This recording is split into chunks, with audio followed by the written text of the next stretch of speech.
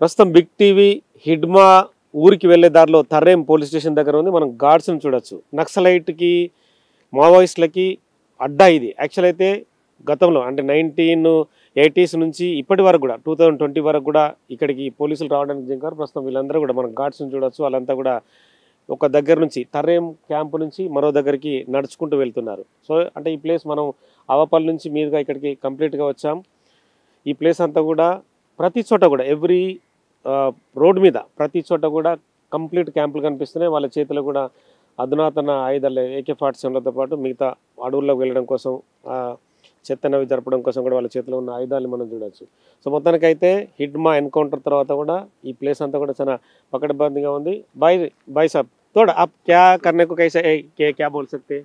Carry position allot position है जी operation का जी जी क्या बोल सकते हैं ये वेपन को?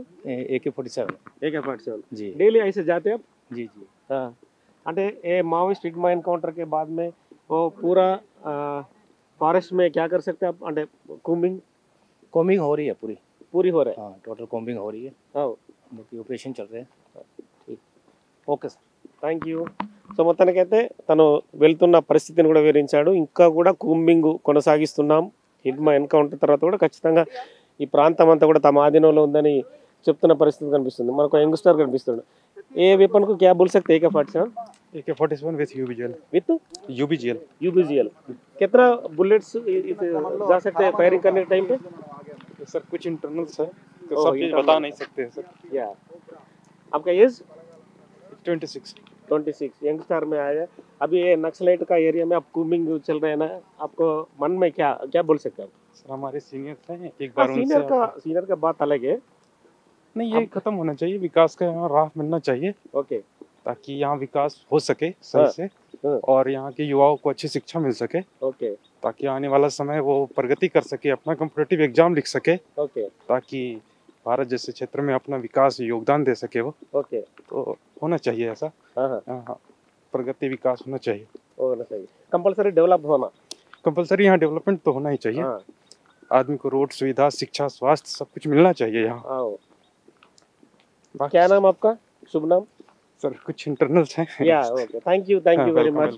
సో మొత్తానికైతే భారతదేశంలో ఖచ్చితంగా అంటే అటవీ లాంటి ఇలాంటి ప్రాంతంలో ఉన్న వెనుకబడిన ప్రాంతాలన్నీ కూడా ఖచ్చితంగా డెవలప్ కావాల్సిందని చెప్పి 26 ఏళ్ల యువ జవాన్ చెప్తున్నాడు. ఎందుకంటే డెవలప్ భారతదేశం ప్రగతివతం వైపు వెళ్తేనే ఖచ్చితంగా డెవలప్మెంట్ ఉంటుంది, యువతకు కూడా ఉద్యోగ అవకాశాలు వస్తాయి. నక్సలైట్లు అనేది చీకటి రోజులు, ఆ చీకటి ప్రాంతం నుంచి కూడా ఆ ఊర్లో ఉన్న జనాలు కానీ యువత ఖచ్చితంగా బయటకు రావాల్సిన అవసరం ఉందని చెప్పి ఆ యువ జవాన్ మాటల్లో తెలుస్తుంది. సో మనం మొత్తానికి ఇక్కడ తర్రేం క్యాంపు నుంచి కంప్లీట్గా చూడొచ్చు. కంప్లీట్గా చూస్తే కనుక మనకు ఈ ప్రాంతం అంతా కూడా డిఫరెంట్గా కనిపిస్తుంది. మొత్తం అంతా అటవీ ప్రాంతమే, కంప్లీట్గా కూడా అటవీ ప్రాంతమే. ఎటు చూసినా కూడా అటవీ ప్రాంతంలో చుట్టుపక్కల ఇష్యూస్ అన్నీ కూడా ఖచ్చితంగా మనం గమనించవచ్చు. ఎక్కడ కూడా పచ్చని పొలాలు, పచ్చని చెట్లు, కంప్లీట్గా ఇక్కడ వరి పండిస్తున్నారని చెప్పి వాళ్ళు చెప్తూ ఉన్నారు. సో తమ జీవనాధారము మామూలుగా వరి అని చెప్తున్నారు. ఎందుకంటే ఆవపల్లిలో మనం కూడా ఒక ఇంట్లో స్టే చేసాం. అతను కూడా బాల్ సింగ్ అని చెప్పి అతను కూడా క్లియర్గా చెప్తున్నాడు. మావోయిస్టులు అంటే ఒకప్పుడు ఈ ప్రాంతం అంతా కూడా ఖచ్చితంగా భయానకంగా ఉండేది, కానీ ప్రస్తుత పరిస్థితి అంత క్లియర్గా ఉందని చెప్పి చెప్తున్నారు. అంటే ఈ ప్రాంతము ఖచ్చితంగా అభివృద్ధి పథంలో ఉంటుందని చెప్తున్నారు. ఇక్కడ నుంచి మనం వెళ్తుంది నెక్స్ట్ సిల్వేరు దగ్గరలో మరో అంటే ఈ ప్రాంతం నుంచి కనుక 25 కిలోమీటర్ల దూరంలో పువర్తి గ్రామం ఉంటుంది. హిడ్మా తన ఊరు నుంచే అంటే 16 ఏళ్ల వయసులో తను మావోయిస్టులో ఎంటర్ అయ్యాడు.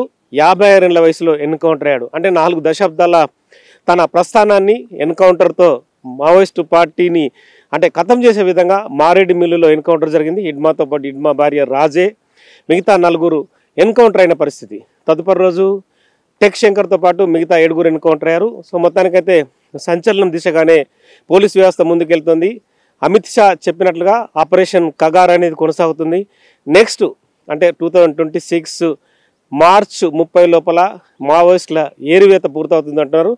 మనం జవాన్లతో మాట్లాడినప్పుడు కూడా, కూంబింగ్ జరిపే జవాన్లతో మాట్లాడినప్పుడు కూడా వాళ్ళు కూడా సేమ్ ఇదే ఆసక్తతను ఖచ్చితంగా మావోయిస్టులు అనే వాళ్ళు ఉండకూడదనే విషయాన్ని వాళ్ళు కూడా ధృవీకరిస్తున్నారు. తమ చేతిలో అధునాతన వెపన్స్ని రెడీగా ఉంచుకున్నారు. ఎందుకంటే ఎక్కడ ఎవరు ఎదురైనా ఎదురుకాల్పు జరిగినా కూడా తాము సిద్ధంగా ఉన్నట్లు కూడా తను వాళ్ళు చెప్తున్న మాటల్లో మనకు అనిపిస్తుంది. With cameraman Santosh, Nagesh, Big TV, Chhattisgarh, Arempalli police station. For more videos like this, subscribe Big TV channel.